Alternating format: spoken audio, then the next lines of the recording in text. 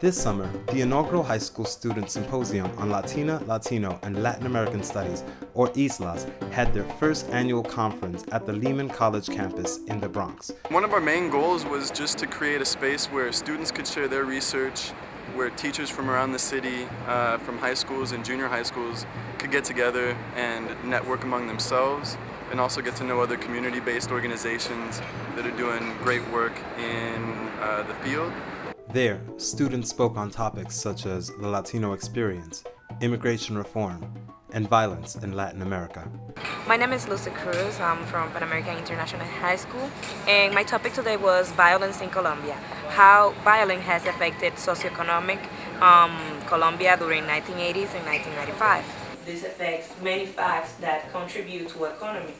So I think overall it's important for our youth to begin to think critically about issues that affect their local community, their national community, their global community.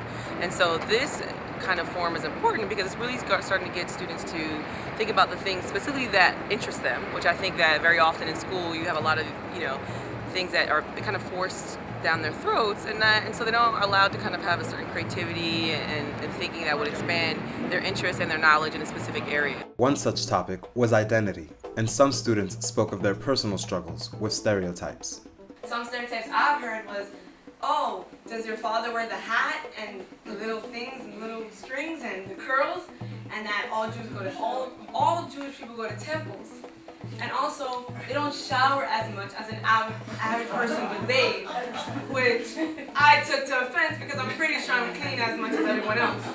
This is important because students of New York City, there's a large percentage of Hispanic students in New York City, and this provides them an opportunity to share academic research in their histories and cultures and those of their neighbors. My name is Brandon Rosales. I'm part of the program Movement Makers. And we talked about, in the class we talked about self-identity, being Latino in America and Latino activism in America.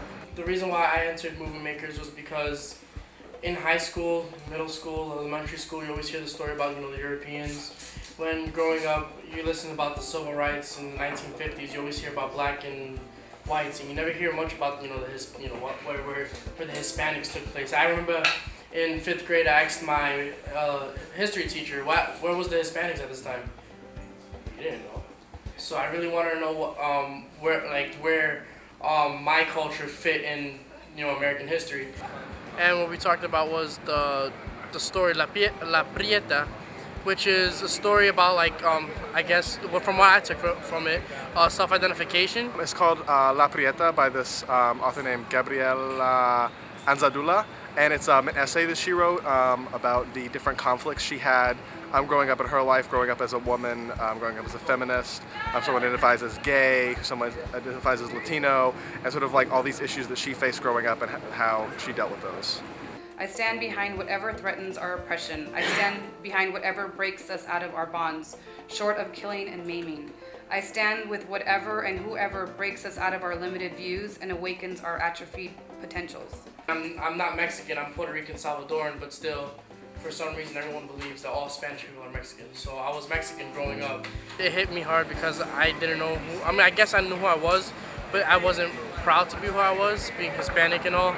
But after reading it made me feel more empowered. A conference like this, I think, is important because it gives people my age, people who are really young, the opportunity to go out of their way to share their interests with others, things they're passionate about, but things that also matter, things that are important. So now they're kind of getting involved in things that really interest them, that are relevant, and that could potentially change the world. And so to get them to think about this at a young age means that as they progress, they already start thinking critically about issues of race, ethnicity, gender, class, all the isms, things related to, the economy and politics and things that are really going to affect them, not, just on a local level, but on a global level. So. The Islas Symposium is presented by the CUNY Institute of Mexican Studies, and to get the word out, we partnered with 4 other organizations.